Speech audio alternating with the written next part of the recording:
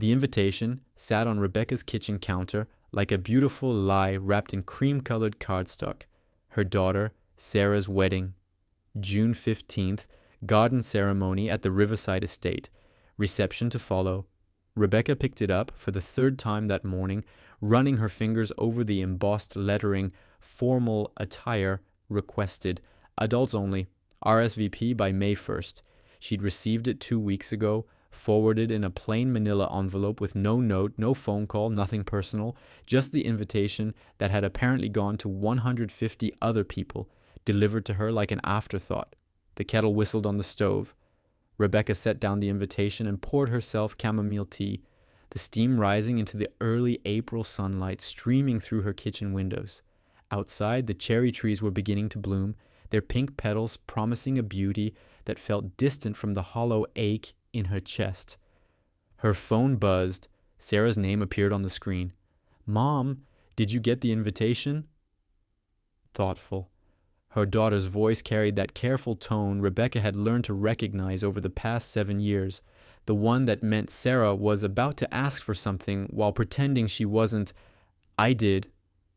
Calmly, "It's beautiful. You must be so excited." "We are. Trevor's parents are handling most of the planning, but I wanted to make sure you received yours." There was some confusion with the mailing list. Thoughtful confusion. Rebecca took a sip of her tea, buying herself a moment. "I see. Well, it's lovely. Thank you for including me." A pause. "Mom, about that." Hesitantly, "I need to talk to you about something." Rebecca's grip tightened on her mug, concerned. "What is it, honey?" "Trevor's mother, Victoria, she's been so generous with everything, the venue, the catering, the flowers. She's basically paying for the entire wedding." Calmly, "That's very kind of her." Rebecca kept her voice neutral, though she could feel the conversation heading somewhere dark. "The thing is, Mom, she has very specific ideas about the wedding party and the family dynamics. Whispering, you know how traditional families can be." Annoyed. Traditional families. Rebecca almost laughed. Sarah had been raised by a single mother who'd worked 3 jobs to put her through private school. There was nothing traditional about their family except the love Rebecca had poured into every sacrifice. Firmly. "Sarah, what are you trying to tell me?" Another pause, longer this time. "Victoria thinks it might be less complicated if you sat with the general guests instead of the immediate family section." Nervously, "You know, to avoid any awkwardness with Dad and Melissa." The words hit like a physical blow. Her ex-husband, David, and his second wife, who'd been his secretary when Sarah was 12, would be seated in the family section. But Rebecca, who'd raised Sarah alone after David left them with $30,000 in debt, would be relegated to the general seating with distant cousins and work colleagues. Quietly. "I see," Rebecca said quietly. "It's not personal, Mom," reassuringly. "It's just that Dad and Melissa are contributing significantly to the wedding fund, and Victoria thought it would be more comfortable for everyone if we kept some boundaries." Sarcastic boundaries. Comfortable. Words that meant Rebecca should know her place and be grateful for whatever scraps of inclusion she received. Calmly, "How much are they contributing?" Rebecca asked. "Mom, that's not really—" Firmly, "How much, Sarah?" Sighs, a sigh. "Dad's covering the rehearsal dinner, about $5,000. Rebecca set down her tea, afraid she might throw it over the past 7 years. She'd sent Sarah money every month, not loans, not conditional gifts, just money because her daughter needed it, rent when Sarah was between jobs, car payments when her old Honda finally died, medical bills when Sarah's insurance didn't cover her emergency room visit student loan payments when Sarah's teaching salary wasn't enough. She'd kept meticulous records, not because she ever intended to call in the debts, but because she was organized by nature. The total sat in a spreadsheet on her laptop, $73,400. Sarah's father was contributing $5,000 and getting a seat in the family section. Rebecca had contributed $73,400 and was being asked to sit with strangers. "Mom," concerned, "are you still there?" Coldly, I'm here. Rebecca's voice sounded strange to her own ears, distant, cold. I need to go, Sarah. I have an appointment. Wait, you didn't RSVP yet. Hesitantly, will you be bringing a +1? Flatly, I'll let you know. Rebecca ended the call before her daughter could respond.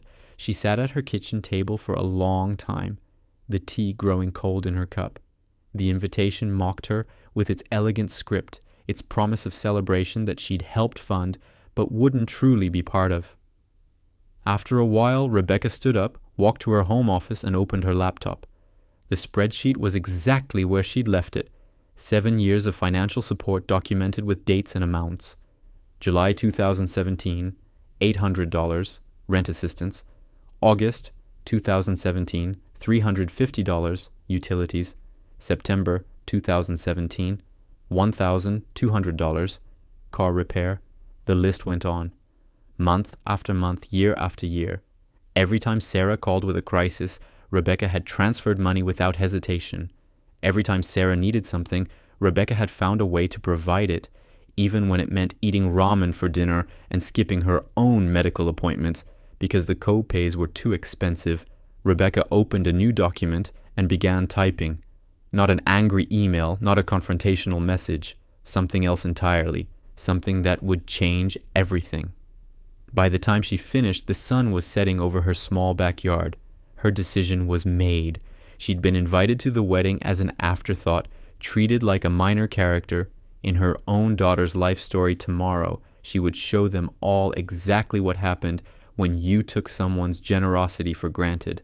Tomorrow, the real story would begin. Rebecca spent the entire weekend working, not on her usual freelance graphic design projects, but on something far more important: documentation. The spreadsheet grew from a simple list to a comprehensive financial audit. She pulled bank statements going back 7 years, matched them against her calendar entries and text messages from Sarah, cross-referenced credit card bills with the dates of their phone conversations. Every dollar was accounted for, every transfer, every check, every time she'd paid for something directly, like the $3,200 bedroom set Sarah absolutely needed when she moved into her first apartment, or the $1,800 professional wardrobe for her teaching interviews. By Sunday night, Rebecca had created something remarkable, a complete picture of 7 years of financial support that told a story her daughter had apparently forgotten. But money was only half the picture. Rebecca opened her photo albums, physical ones, the kind she'd kept since Sarah was born, and started scanning Sarah's first day of kindergarten, Rebecca's hand in the frame because she'd been the one holding the first day sign. Every school play where Rebecca sat in the front row while David was too busy with work. Sarah's high school graduation, Rebecca standing alone because David had left them 3 months earlier. College move-in day, Sarah's first apartment, her graduation from teacher training. Every major milestone captured by Rebecca's camera. Because Rebecca was the one who showed up, she created a second document, a timeline. Not accusatory, just factual events on one side, who was present on the other. Monday morning, Rebecca called in sick to work. She'd never done that before unless she was genuinely ill, but today she needed the time for something more important than meeting client deadlines. She drove to Office Depot and had everything printed and bound. 3 copies of each document, the financial spreadsheet and the photo timeline, professional, thorough, undeniable. Then she drove to the bank, calmly. "I'd like to speak with someone about stopping automatic transfers," she told the receptionist 20 minutes later. She sat across from Gerald Martinez, a loan officer she'd worked with for 15 years. "Mrs. Bennett," he said, pulling up her account, thoughtful. "I see you have several recurring transfers set up." Firmly, "I want all of them canceled, every automatic payment to Sarah Bennett's account." Gerald's fingers paused over his keyboard, surprised. "All of them? You have 3 recurring transfers here, 2 monthly and 1 quarterly.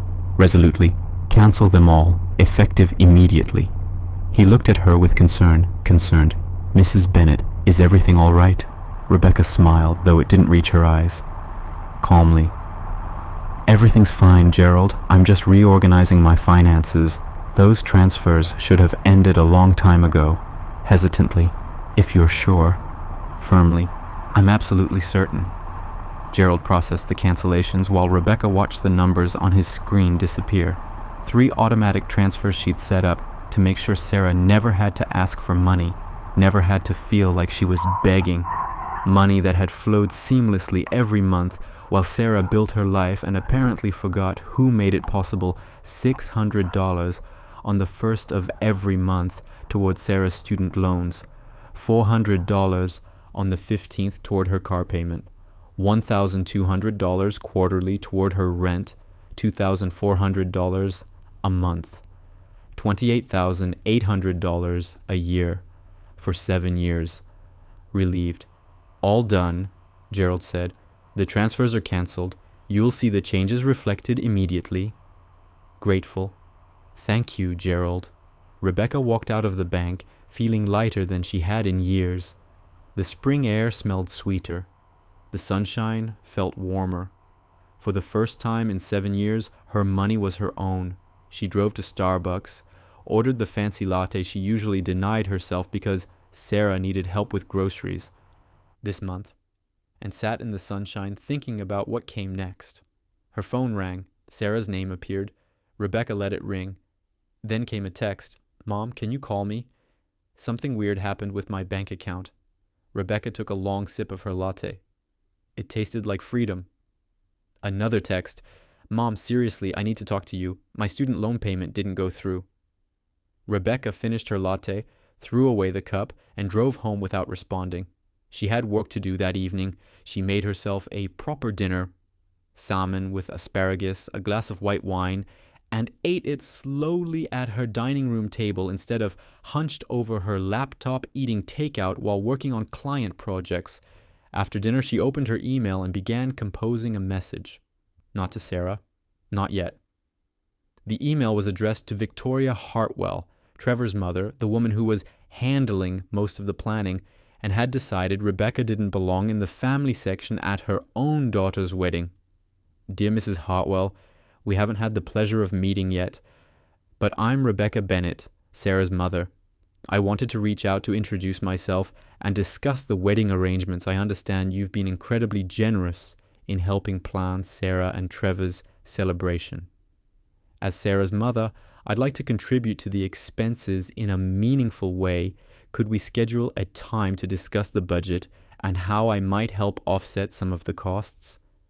I look forward to meeting you soon. Warmly, Rebecca Bennett. She hit send before she could second guess herself. Then she poured another glass of wine and drafted a second email. This one to David. Subject, Sarah's wedding. David, I hope you and Melissa are well. I wanted to reach out regarding Sarah's wedding and our respective roles in the celebration. I understand you're covering the rehearsal dinner, which is very generous. I've been reviewing my own financial contributions to Sarah over the years, and I thought it might be helpful for us to coordinate our support to avoid any overlap or confusion. Would you be available for a phone call this week? Best, Rebecca. She sent that one too. Her phone rang immediately. Sarah. Again. Rebecca declined the call and turned on her television. She'd missed the last 3 seasons of her favorite shows because she was always working to earn money for Sarah's latest crisis. Tonight, she was going to catch up. Her phone buzzed with texts throughout the evening. Mom, please call me. This is serious. I don't understand why my payments aren't going through. Did something happen to your account? Mom? Rebecca turned her phone to silent and watched television until midnight. When she finally went to bed, she slept better than she had in 7 years. The next morning, she had 2 responses waiting. Victoria Hartwell had replied, Dear Rebecca, how lovely to hear from you. I'd be delighted to discuss the wedding plans. Are you free for lunch Thursday? And David, Rebecca, I'm not sure what this is about, but I can talk Friday afternoon. Rebecca smiled and began planning what she would say Phase 2 was about to begin. Victoria Hartwell was exactly what Rebecca expected. Impeccably dressed in a cream blazer and silk blouse, tasteful jewelry that probably cost more than Rebecca's car, and the kind of polished confidence that came from never having to check a bank balance before making a purchase. They met at the Riverside Bistro, an upscale restaurant where lunch for two would cost what Rebecca used to spend on groceries for a week. But today, Rebecca wasn't counting pennies. Today she was making an investment. Rebecca. Victoria stood to greet her, offering a carefully moisturized hand. I'm so pleased to finally meet you. Sarah has told me so much about you. Rebecca doubted that very much, but she smiled and shook Victoria's hand. Thank you for making time. I know you must be incredibly busy with the wedding preparations. They ordered. Victoria chose the organic quinoa salad. Rebecca selected the grilled chicken with vegetables and exchanged pleasantries about the weather, the restaurant, the beautiful venue Sarah and Trevor had chosen. It's really coming together beautifully, Victoria said, sipping her sparkling water. We're expecting about 150 guests. The garden will be absolutely stunning in June. It sounds wonderful. That's actually what I wanted to discuss with you. Rebecca pulled a folder from her purse. I'd like to contribute to the wedding expenses. Victoria's smile flickered for just a moment. Oh, that's not necessary, Rebecca. Trevor's father and I are happy to handle everything. I insist. Rebecca opened the folder and pulled out a single sheet of paper, a summary of costs she'd researched. I know weddings are expensive. The venue alone must be $15,000. Catering for 150 guests, another $20,000. Flowers, photography, music. We're managing fine, Victoria said, her tone cooling slightly. I'm sure you are. But Sarah is my daughter, and I want to contribute meaningfully. Rebecca slid the paper across the table. I was thinking I could cover the photography. I've already researched several excellent photographers in the area. The one Sarah mentioned wanting is about $5,000 for the full package. Victoria glanced at the paper without picking it up. Rebecca, I appreciate the offer, but we've already secured everything. The planning is essentially complete. Then perhaps I could contribute toward other expenses, the rehearsal dinner, for instance. Rebecca kept her voice pleasant, conversational. Though I understand David is covering that. Something shifted in Victoria's expression. Yes, David's been very helpful. He and Melissa are handling the rehearsal dinner at the country club. The country club, Rebecca repeated. That must be expensive. $5,000, I believe Sarah mentioned. Approximately. Rebecca nodded slowly. That's generous of him. Of course, I've been supporting Sarah financially for the past 7 years, so I'm glad to see David stepping up now for this special occasion. Victoria's carefully polished expression cracked slightly. Supporting her financially? Oh, didn't Sarah mention? Rebecca pulled out another document from her folder, the first page of her comprehensive spreadsheet. I've been helping with her living expenses since she graduated college. Student loans, rent, car payments, medical bills, the usual things young adults need help with when they're starting out. She slid the paper across the table. Victoria's eyes widened as she scanned the numbers. This says you've contributed over $70,000. $73,400 to be precise, not including the smaller gifts for birthdays and holidays, or the furniture I bought her, or the times I paid for groceries and utilities directly. Rebecca took a sip of her water. But I don't like to keep score. Family helps family, as you said. Victoria set down the paper carefully, as if it might bite her. I had no idea. No reason you would. Sarah and I have always kept these matters private. Rebecca paused. Until recently, when I started wondering why David's $5,000 contribution earns him a seat in the family section while I was asked to sit with general guests. The silence that followed was profound. Victoria's face cycled through several emotions: surprise, embarrassment, calculation. Rebecca, I think there's been a misunderstanding. Has there? The seating arrangement. Sarah mentioned some family complexity with her father's remarriage, and I suggested keeping things simple. I had no idea about your level of support. Why would you?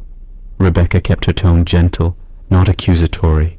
Though I do wonder why simple meant relegating the mother who raised her alone to the back, while her father, who left us with debt, gets honored seating. Victoria picked up her water glass, then set it down without drinking. You're absolutely right. That's not appropriate at all.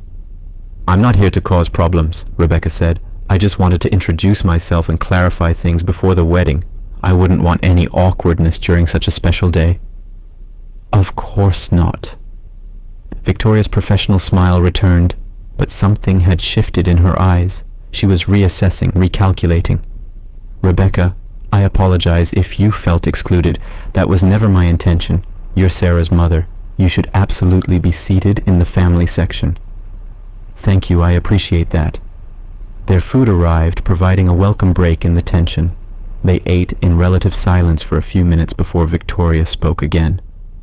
May I ask you something? Why are you showing me all this now?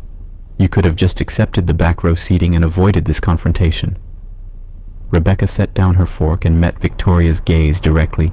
Because I'm tired of being treated like I'm not important enough to matter.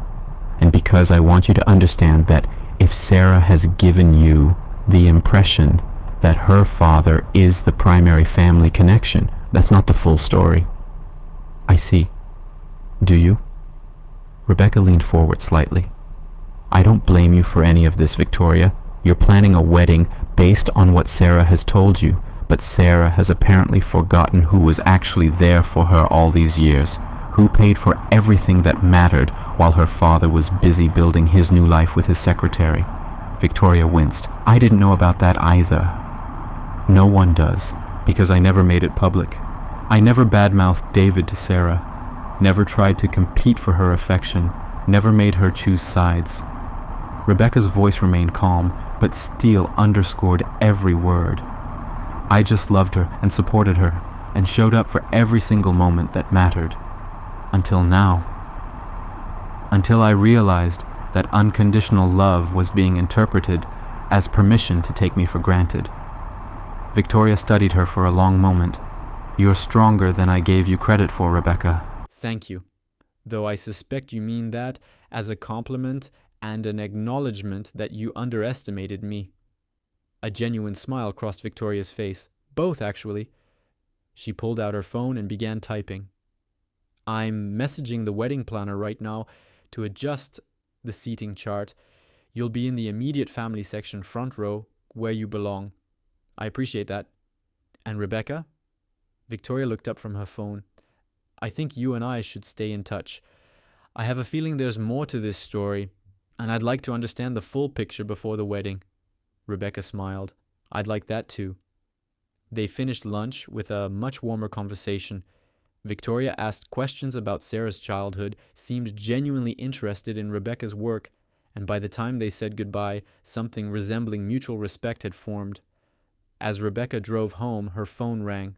Sarah's name appeared on the screen. This time she answered, Mom, thank God, where have you been? I've been trying to reach you for 3 days. I've been busy, sweetheart. What's wrong? Everything. My student loan payment bounced, my car payment was rejected, and my landlord just sent me a notice about late rent. Did something happen to your bank account? Rebecca pulled into her driveway and put the car in park. No, honey, I canceled the automatic transfers. Silence. You... What? I canceled the automatic transfers. I've been covering your student loans, car payment, and rent for 7 years. I decided it was time to stop. Mom, you can't just stop. I have bills. I have responsibilities. So do I, Rebecca said calmly. And one of them is not funding the life of a 29-year-old woman who has a full-time job and a fiancé. But I can't afford everything on my own. Then you'll need to adjust your lifestyle. Downsize your apartment, sell your car and get something more affordable, pick up summer school teaching for extra income. The same things people do when they have to support themselves. I can't believe you're doing this right before my wedding. Rebecca took a deep breath. Sarah, I had lunch with Victoria today. Another silence, longer this time. You... what? Why? She invited me to discuss the wedding. We had a very interesting conversation about family dynamics and financial contributions. Did you tell her that your father is handling everything? That he's the primary family support? Mom, it's not like that. Then what is it like, Sarah? Because from where I'm sitting, it looks like you've been taking my money for 7 years while giving your father all the credit and respect. That's not fair, isn't it? I'm the one who raised you alone. I'm the one who worked 3 jobs to pay for your private school. I'm the one who sacrificed everything to give you opportunities. And your father, who abandoned us and left us drowning in debt, gets honored family seating while I'm relegated to sitting with strangers. Sarah was crying now. I didn't mean for it to be like that. Victoria just suggested. Victoria didn't know the truth because you didn't tell her.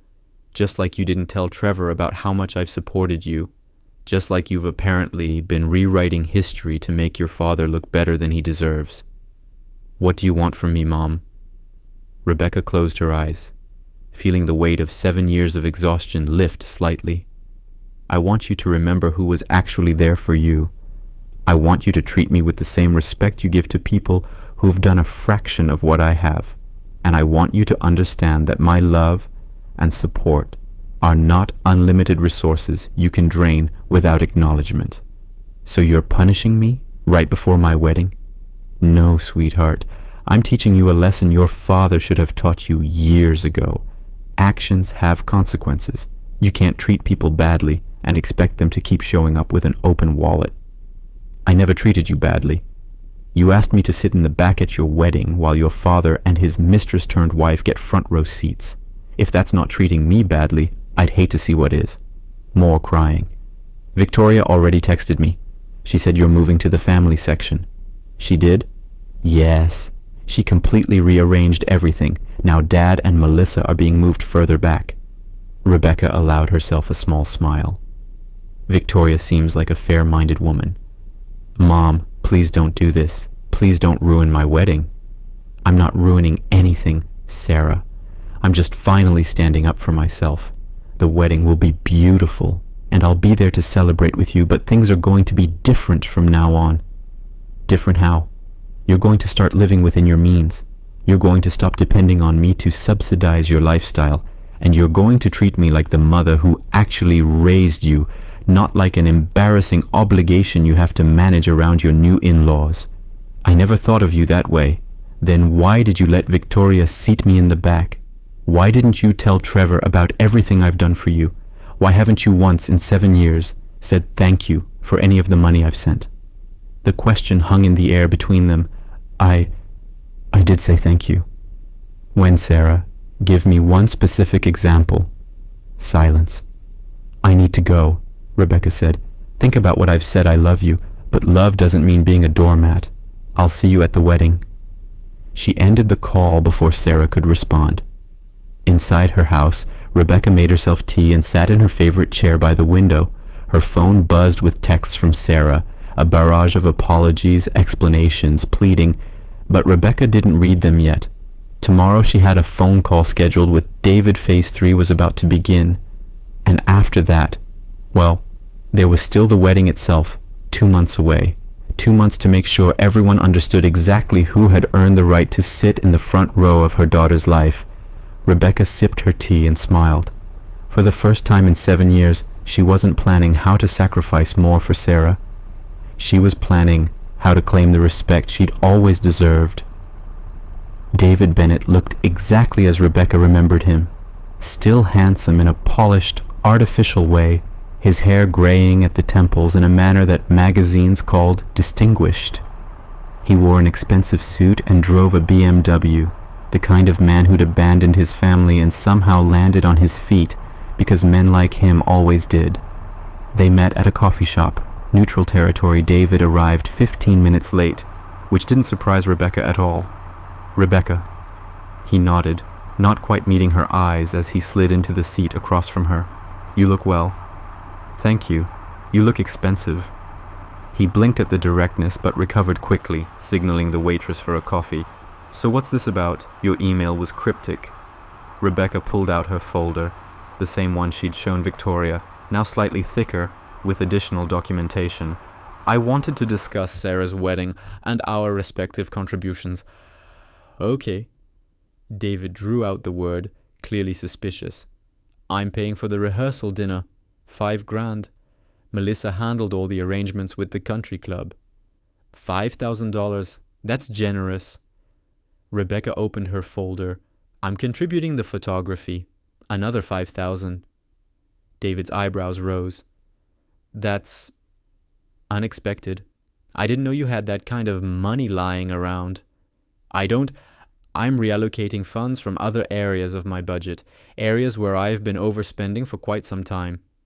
What areas? Rebecca slid the comprehensive spreadsheet across the table. 7 years of financial support, documented with the precision of an accountant preparing for an audit. David's coffee arrived. He ignored it, staring at the numbers with growing horror. You've been sending her $2,400 a month? Plus periodic additional support for emergencies, furniture, medical bills, and other necessities. It totals $73,400 over 7 years. Jesus Christ, Rebecca. Why? Because she's our daughter, and she needed help. Because I actually care about her well-being. Because showing up matters. Rebecca leaned forward. Why didn't you help, David? You make 3 times what I make. You have no other children to support. Where was your $2,400 a month? David's face flushed. I didn't know she needed that much help. You didn't ask? She never told me. Because you were too busy with your new life, your new wife, your new house in the gated community. Rebecca's voice remained calm, but each word landed like a hammer. You left us with $30,000 in debt when you moved out to be with Melissa. Did you know that? The divorce was complicated. You emptied our joint savings account. You stopped paying the mortgage 3 months before the divorce was final. I had to take out a second job just to keep our house from foreclosure. Rebecca pulled out another document. Here's a copy of the debt I inherited when you left all in my name because you were very careful to protect yourself. David pushed the papers away like they were contaminated. Why are you bringing this up now? That was 8 years ago. Because you're getting honored seating at Sarah's wedding for your $5,000 contribution, while the mother who actually raised her was being relegated to the general seating area. Because Sarah apparently thinks your minimal involvement now somehow erases your complete absence then. I wasn't absent. I saw Sarah every other weekend, after she turned 16 and could drive herself to your place. Before that, you canceled 6 out of every 10 visits because something came up with work. Rebecca pulled out her calendar from those years, post-it notes, marking every canceled visit. I documented them. 23 canceled weekends in 2 years. Do you know how many times Sarah cried herself to sleep, waiting for you to show up? David's face had gone pale. Rebecca, I don't know what you want from me. Acknowledgement, that's all. Just an admission that you failed as a father and that Sarah's success is despite you, not because of you. I'm not going to sit here and be attacked. You're going to sit here and listen because you owe me that much. Rebecca's voice cut through his protest. For 8 years, I've kept my mouth shut. I never badmouthed you to Sarah. I never told her about the affair you were having for 2 years before you left. I never showed her the bank statements proving you cleaned out our accounts. I never revealed that you tried to avoid child support by hiding income through your business. David stood up abruptly. This is insane. I'm not doing this. Sit down, David. I'm leaving. If you walk out of this coffee shop, I'm going to email Sarah every document in this folder, every bank statement showing the debt you left us with, every canceled visit marked on my calendar, every piece of evidence proving that her perfect father is actually a selfish coward who abandoned his family for his secretary. David froze, his hand on the back of his chair. Your choice, Rebecca said calmly. Sit down and have an honest conversation, or force me to destroy the image you've spent 8 years rebuilding. Slowly, David sat back down. His coffee remained untouched, forgotten. What do you want? I want you to tell Sarah the truth, not all of it. I'm not cruel enough to completely destroy her image of you, but I want you to acknowledge that I carried the financial burden of raising her. I want you to tell her that your current involvement doesn't erase past negligence, and I want you to support my place in the family seating arrangement without complaint. Victoria already moved you to the front row, because I had to show her evidence of my support. You should have advocated for that without being forced. David rubbed his face with both hands. Rebecca, I know I wasn't the best father, but I'm trying now. Doesn't that count for something? Trying now means showing up for the wedding and making a financial contribution. It doesn't mean you get credit for the 29 years before that when you were mostly absent. Rebecca softened her tone slightly. David, I'm not trying to erase you from Sarah's life. I just want my contributions to be recognized. Is that really too much to ask? No, he admitted quietly. It's not. Then will you do what I'm asking? Will you talk to Sarah and set the record straight? David was quiet for a long moment, staring at the spreadsheet on the table between them. If I do this, will you keep the rest of this private? The affair, the hidden income, all of it? Yes. Why? You clearly have enough ammunition to turn Sarah against me completely. Rebecca considered the question. Because despite everything, you're still her father. And because destroying you wouldn't give me what I actually want, which is respect and recognition for what I've done. You're a better person than I am. I know. Rebecca stood up and gathered her papers. I'll expect to hear from you within the week. Sarah needs to understand the truth before the wedding. She left him sitting there, his coffee cold and untouched, staring at the evidence of his failures. That evening, Rebecca received a text from Sarah. Dad called. We need to talk. Can I come over? Rebecca smiled and replied, tomorrow evening, 7 p.m. Then she poured herself a glass of wine and sat on her back porch, watching the spring sunset paint the sky in shades of pink and gold. The cherry trees were in full bloom now, their petals drifting down like snow.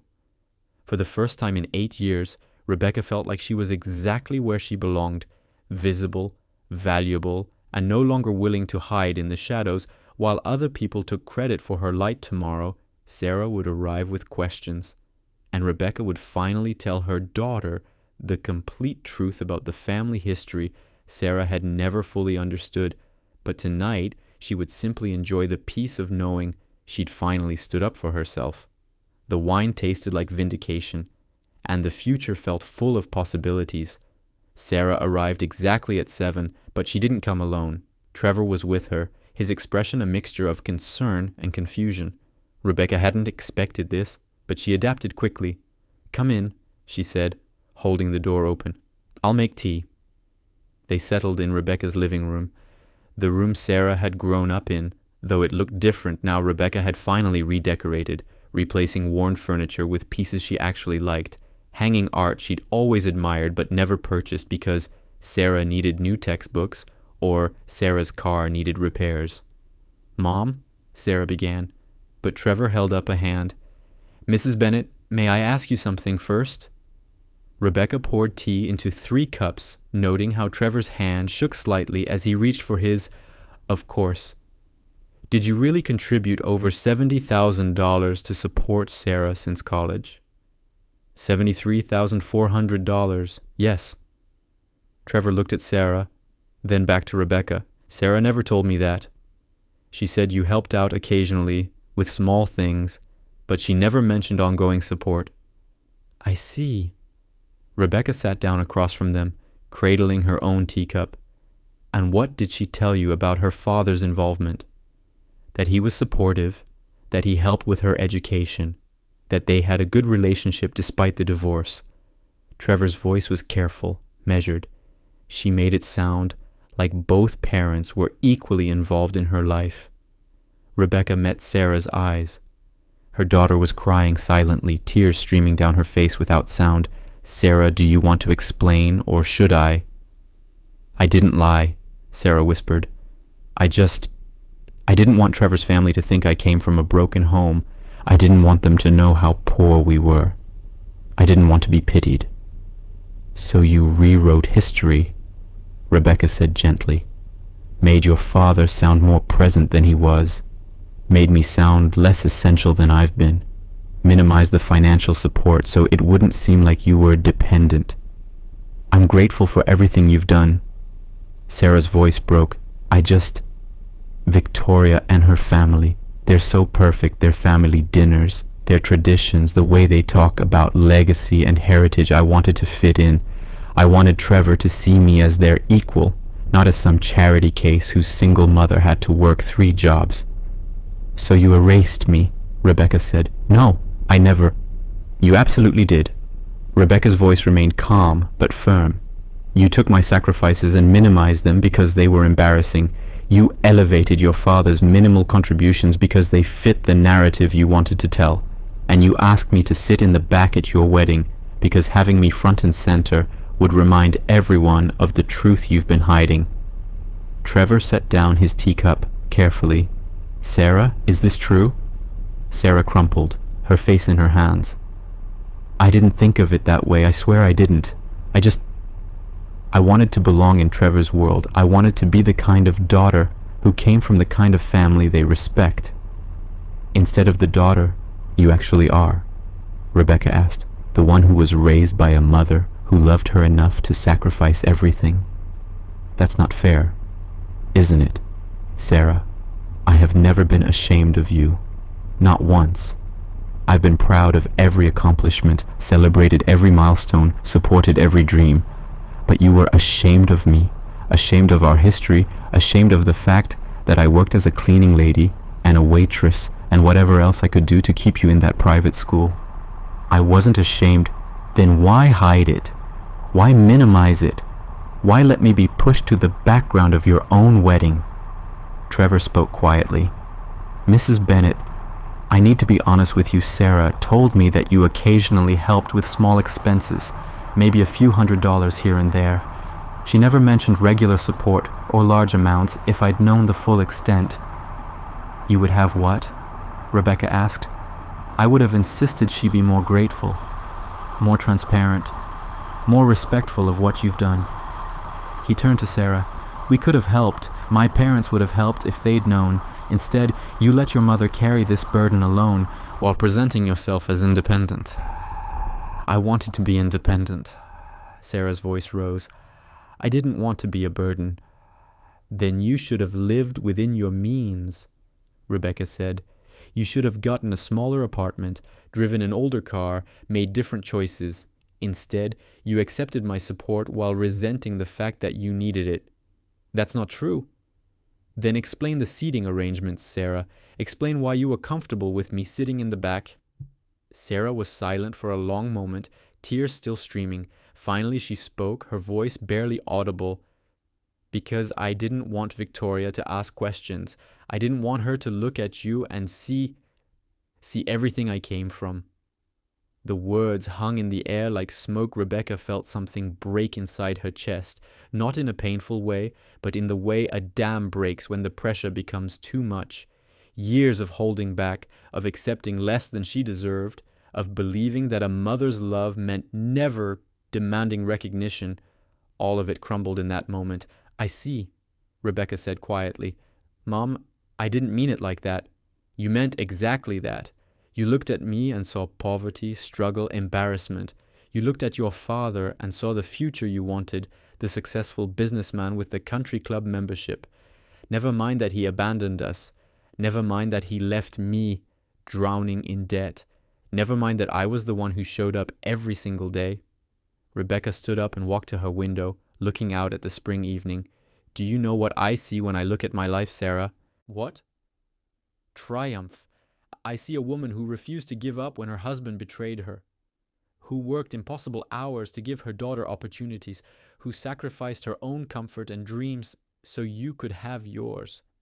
I see someone who should be proud of what she's accomplished. Rebecca turned back to face them. But you see failure. You see someone who wasn't successful enough, polished enough, wealthy enough to fit into your new life. That's not fair, Mom. You're twisting everything. Am I? Then why didn't you tell Trevor the truth? Why didn't you tell Victoria? Why didn't you stand up and say my mother raised me alone and gave me everything and she deserves the best seat in the house? Sarah had no answer. Trevor cleared his throat. Mrs. Bennet, I want to apologize. Sarah's been my partner for 3 years and I had no idea about any of this.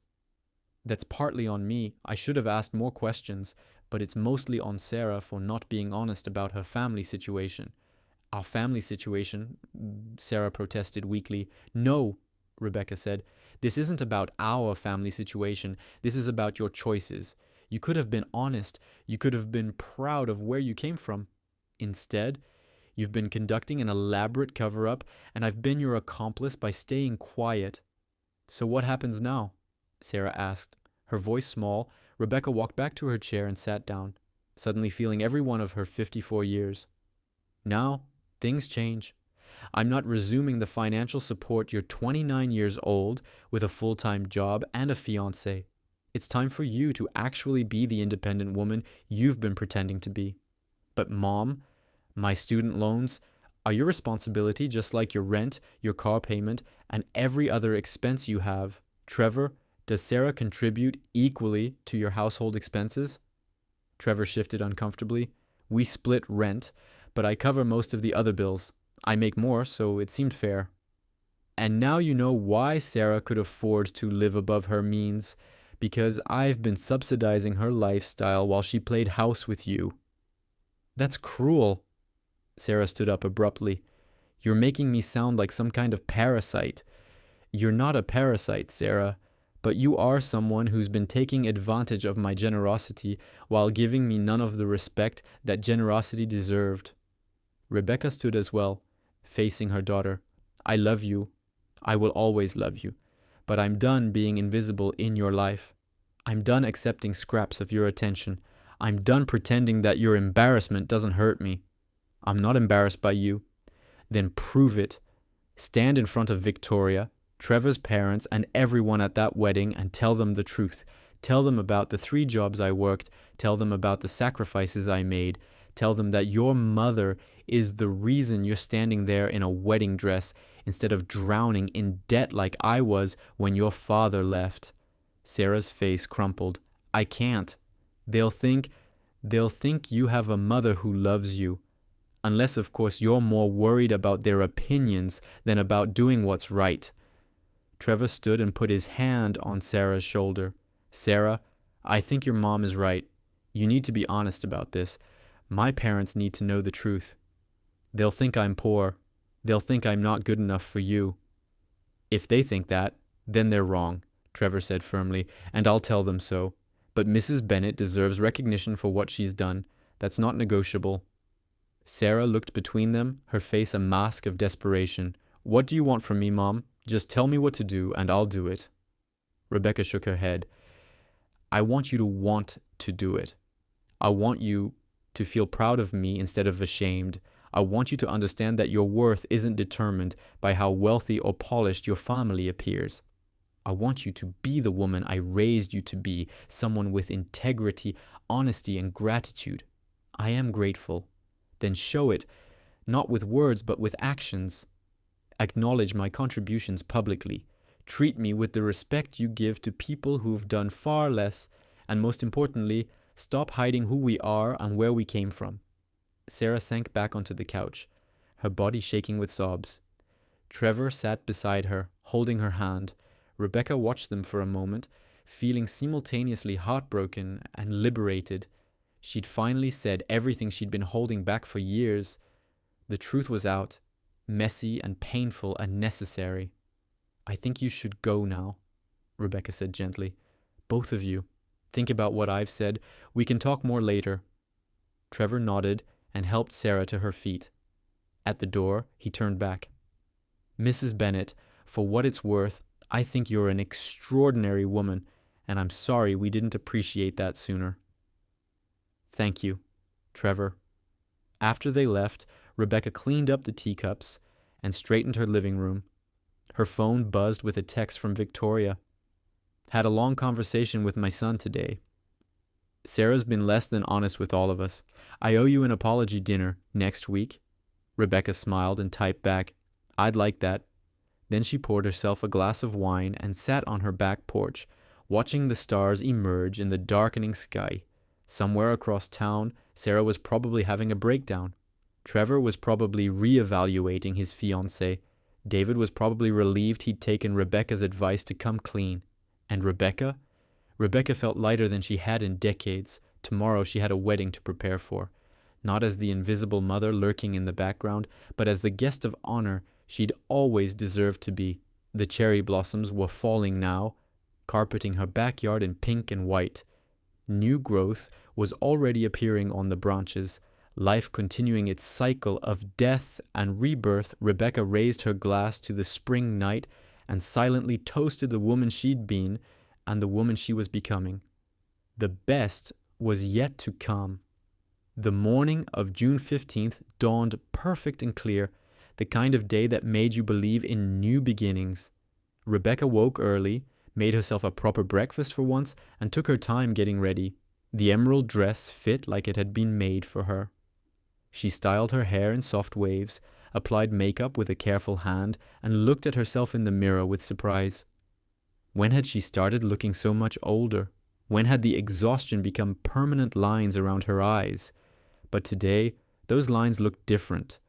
Not worn down, but weathered with wisdom. Not tired, but experienced. She looked like a woman who'd survived storms and come out stronger. Her phone rang. Victoria.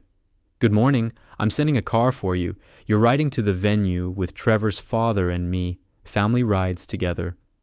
Rebecca felt her throat tighten with emotion. Thank you. Also, fair warning. Sarah's been crying since 6 a.m. Happy tears, she insists, but Trevor's threatening to hire someone to follow her around with tissues all day. Rebecca laughed. That sounds about right. The car arrived at 10 a.m., a sleek black sedan that felt absurdly luxurious. Victoria and Richard Hartwell greeted her like she'd always been part of their circle, offering champagne for the drive and genuine warmth that would have seemed impossible 2 months ago. The riverside estate looked like something from a fairy tale. White chairs arranged in perfect rows, flower arrangements in shades of blush and cream, string lights waiting to sparkle when evening fell, and in the front row, left side, a chair with a single rose and a card that read, reserved for the mother of the bride. Rebecca touched the rose gently, feeling tears threaten her carefully applied makeup. Rebecca! A voice called out. She turned to find David approaching, Melissa at his side. He looked nervous, which was appropriate. You look beautiful, he said awkwardly. Thank you. Listen, I just wanted to say thank you for what you said. What you did. I told Sarah everything about the debt, the canceled visits, all of it. She needed to hear the truth. How did she take it? Better than I deserved. She said she appreciated my honesty, even though it hurt. David glanced at Melissa, who nodded encouragingly. I'm trying to be better, to actually show up instead of just sending checks and hoping that's enough. That's good, David, really. They stood in awkward silence for a moment before Melissa spoke. Rebecca, I want to apologize too. I knew David had a daughter, but I didn't really think about what his leaving meant for you both. I was selfish and young and stupid. I'm sorry for the pain I helped cause. Rebecca studied the younger woman. She was in her 40s now, no longer the 24-year-old secretary who'd stolen someone's husband. She looked genuinely contrite. Thank you for saying that, Rebecca said finally. I appreciate it. As they walked away, Rebecca felt something release in her chest. She'd held onto anger for so long that letting it go felt strange, like removing a heavy coat she'd forgotten she was wearing. The ceremony began at 2 p.m. Rebecca sat in her front row seat, flanked by Victoria on one side and Rosa, her sister who'd flown in from California, on the other. Behind her, she could hear the murmur of 150 guests settling in. The music started. Trevor and his groomsmen took their places at the altar. And then Sarah appeared. She was breathtaking in her wedding dress, her face radiant with happiness. But as she walked down the aisle on her father's arm, her eyes found Rebecca's and held them. When they reached the front, David placed Sarah's hand in Trevor's. But before stepping back, Sarah did something unexpected. She turned to Rebecca and gestured for her to stand.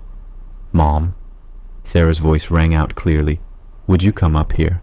I need both my parents with me for this. They spent the afternoon on the water, swimming, laughing, eating fresh fruit and drinking wine.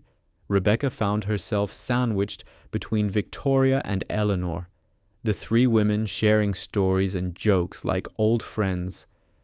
That evening, as they gathered around the fire pit on the beach, Sarah made an announcement. Trevor and I have some news. She glanced at her husband, who nodded encouragingly. "We're pregnant." The family erupted in celebration, hugs, tears, congratulations flying in every direction. Sarah found Rebecca in the chaos. "You're going to be a grandmother, Mom. I'm so happy for you, sweetheart. And Mom, we've been talking about names. If it's a girl, we want to name her Maria after Grandma." Rebecca's eyes filled with tears. She would have loved that. "We know. And we want you to be as involved as you want to be. No more keeping you at a distance. No more taking you for granted. Our child is going to know their grandmother and understand what an amazing woman she is." Later, when the fire had burned down to embers and most of the family the invitation sat on Rebecca's kitchen counter like a beautiful lie wrapped in cream-colored cardstock. Her daughter, Sarah's wedding. June 15th, garden ceremony at the Riverside Estate. Reception to follow. Rebecca picked it up for the third time that morning, running her fingers over the embossed lettering. Formal attire requested. Adults only. RSVP by May 1st. She'd received it 2 weeks ago, forwarded in a plain manila envelope with no note, no phone call, nothing personal, just the invitation that had apparently gone to 150 other people, delivered to her like an afterthought. The kettle whistled on the stove. Rebecca set down the invitation and poured herself chamomile tea, the steam rising into the early April sunlight streaming through her kitchen windows. Outside, the cherry trees were beginning to bloom, their pink petals promising a beauty that felt distant from the hollow ache in her chest. Her phone buzzed. Sarah's name appeared on the screen. "Mom, did you get the invitation?" Her daughter's voice carried that careful tone Rebecca had learned to recognize over the past 7 years, the one that meant Sarah was about to ask for something while pretending she wasn't. "I did, it's beautiful. You must be so excited." "We are. Trevor's parents are handling most of the planning, but I wanted to make sure you received yours. There was some confusion with the mailing list." Confusion. Rebecca took a sip of her tea, buying herself a moment. "I see. Well, it's lovely. Thank you for including me." A pause. "Mom, about that, I need to talk to you about something." Rebecca's grip tightened on her mug. "What is it, honey?" "Trevor's mother, Victoria. She's been so generous with everything. The venue, the catering, the flowers. She's basically paying for the entire wedding." "That's very kind of her." Rebecca kept her voice neutral, though she could feel the conversation heading somewhere dark. "The thing is, Mom, she has very specific ideas about the wedding party and the family dynamics. You know how traditional families can be." Traditional families, Rebecca almost laughed. Sarah had been raised by a single mother who'd worked 3 jobs to put her through private school. There was nothing traditional about their family except the love Rebecca had poured into every sacrifice. "Sarah, what are you trying to tell me?" Another pause. Longer this time. "Victoria thinks it might be less complicated if you sat with the general guests instead of the immediate family section. You know, to avoid any awkwardness with Dad and Melissa." The words hit like a physical blow. Her ex-husband David and his second wife, who'd been his secretary when Sarah was 12, would be seated in the family section. But Rebecca, who'd raised Sarah alone after David left them with $30,000 in debt, would be relegated to the general seating with distant cousins and work colleagues. "I see," Rebecca said quietly. "It's not personal, Mom. It's just that Dad and Melissa are contributing significantly to the wedding fund, and Victoria thought it would be more comfortable for everyone if we kept some boundaries." Boundaries comfortable, words that meant Rebecca should know her place and be grateful for whatever scraps of inclusion she received. "How much are they contributing?" Rebecca asked. "Mom, that's not really—" "How much, Sarah?" A sigh. "Dad's covering the rehearsal dinner. About $5,000. Rebecca set down her tea, afraid she might throw it. Over the past 7 years, she'd sent Sarah money every month, not loans, not conditional gifts, just money because her daughter needed it. Rent, when Sarah was between jobs. Car payments when her old Honda finally died. Medical bills when Sarah's insurance didn't cover her emergency room visit. Student loan payments when Sarah's teaching salary wasn't enough. She'd kept meticulous records not because she ever intended to call in the debts, but because she was organized by nature. The total sat in a spreadsheet on her laptop, $73,400. Sarah's father was contributing $5,000, and getting a seat in the family section, Rebecca had contributed $73,400 and was being asked to sit with strangers. "Mom, are you still there?" "I'm here." Rebecca's voice sounded strange to her own ears, distant, cold. "I need to go, Sarah. I have an appointment." "Wait, you didn't RSVP yet. Will you be bringing a +1? I'll let you know." Rebecca ended the call before her daughter could respond. She sat at her kitchen table for a long time, the tea growing cold in her cup. The invitation mocked her with its elegant script, its promise of celebration that she'd helped fund but wouldn't truly be part of. After a while, Rebecca stood up, walked to her home office, and opened her laptop. The spreadsheet was exactly where she'd left it. 7 years of financial support, documented with dates and amounts. July 2017, $800 rent assistance. August 2017, $350 utilities. September 2017, $1,200 car repair. The list went on. Month after month, year after year.